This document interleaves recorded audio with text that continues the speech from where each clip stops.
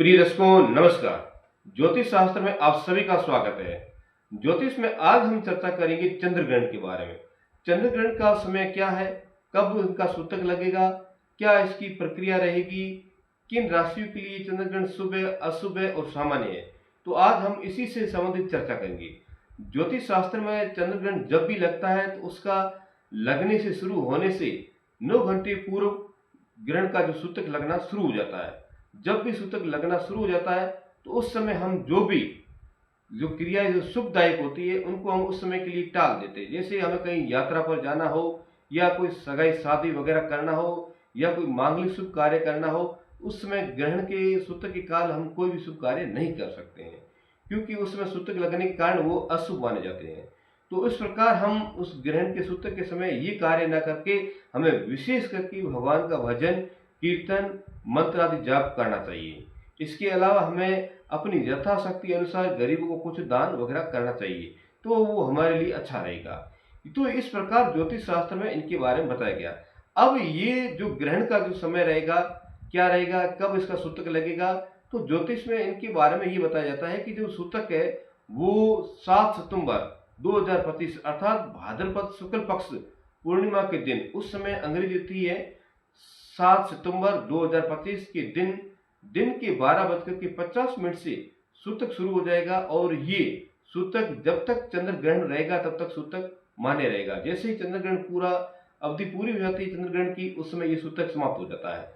तो ये चंद्र ग्रहण कब शुरू होगा? ये चंद्र ग्रहण रात्रि के 9:57 से शुरू हो जाएगा और 8 सितंबर 2025 के रात्रि के 1:26 पर एएम पर ये समाप्त हो जाएगा। जैसे ये समाप्त होगा तो उसका ये सूतक समाप्त हो जाएगा।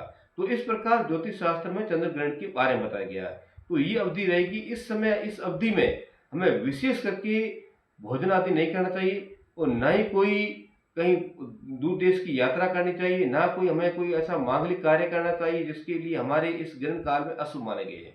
तो इस समय हमें विशेष करके भगवान की भजन, कीर्तन, सत्संग या फिर मंत्र आदि जाप का पूजा पाठ की जाए या फिर गुरु मंत्रों का जाप किया जाए तो उसका विशेष फल मिलता है। तो इस समय हमें ये इन चीजों का विशेष ध्यान देना चाहिए। और जैसे ही ग्रहण की अवधि पूरी होती है तो स्नान आदि करके हम संकल्प के साथ में जो भी अपनी यथाशक्ति अनुसार गरीबों को दान दें तो वो भी हमारे लिए श्रेष्ठ रहेगा। तो इस प्रकार हमें इन सूतक में और सूतक के बाद में इन क्रियाओं को कर सकते हैं, तो वो हमारे लिए विशेष लाभदायक रहेगा। अब ये ग्रहण काल में किन राशियों के लिए ग्रहण काल शुभ रहेगा?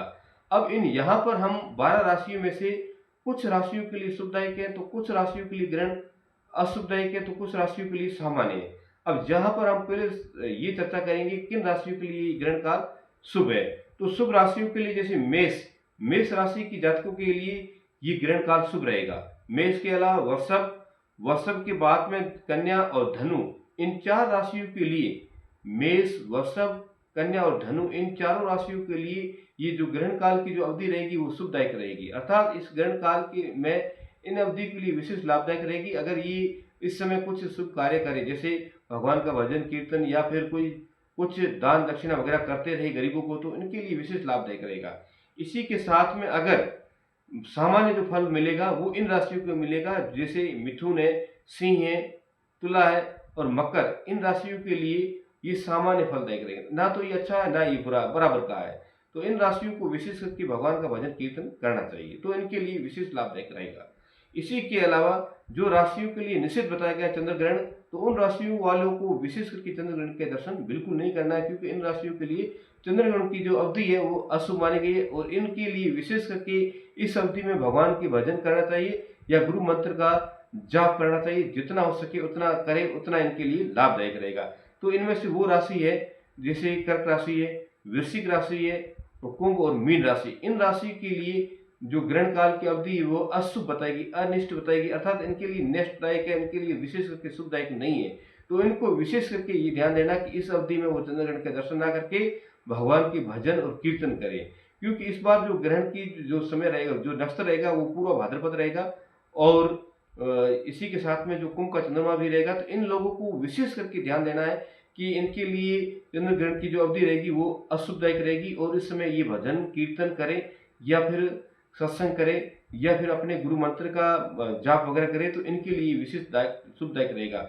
अब ग्रहण काल की अवधि में जो लोग यथाशक्ति अनुसार गरीबों को दान देते हैं और भगवान का भजन कीर्तन करते हैं तो उनके ऊपर जो ग्रहों का जो दोष होता है कहीं ना कहीं वो दोष समाप्त हो जाता है। तो इस प्रकार इस ग्रहण काल की अवधि में विशेष करके हमें शुभ कार्य करने चाहिए, क्योंकि ये चंद्र ग्रहण का जो है ये ग्रहण किन्हीं देशों में दिखाई देगा तो किन्हीं देशों में नहीं दिखाई देगा, इसका भी एक मुख्य कारण रह जाता है। और इसके अलावा जो ग्रहण काल एक देश में भी होते हुए कहीं कहीं राज्यों में दिखाई भी नहीं देता है। तो इस प्रकार इस ग्रहण काल की जो अवधि है या ग्रहण काल का जो समय है उस समय हमें जो शुभ कार्य करने चाहिए वो विशेष करके हमें हमारे लिए लाभदायक रहेगी और उस समय हमें विशेष करके ये शुभ कार्य करें तो अच्छा रहेगा। तो शुभ कार्यों में से मेरा कहने का तात्पर्य ये कि वो भगवान का भजन कीर्तन सत्संग या फिर गुरु मंत्रों का जाप करें या महामृत्युंजय मंत्र का जाप करें। तो इनके समय इस ग्रहण काल की अवधि में जो मंत्र जाप किया जाए तो वो कार्य सिद्धिदायक रहेगी और मंत्र जाप पूजा पाठ करने से वो जल्दी सफल हो जाते हैं, तो उनको विशेष लाभदायक रहेगा। तो मेरा चैनल आपको पसंद आया हो तो सब्सक्राइब कीजिए, लाइक कीजिए, कमेंट कीजिए, शेयर कीजिए। राधे राधे, जय श्री कृष्ण।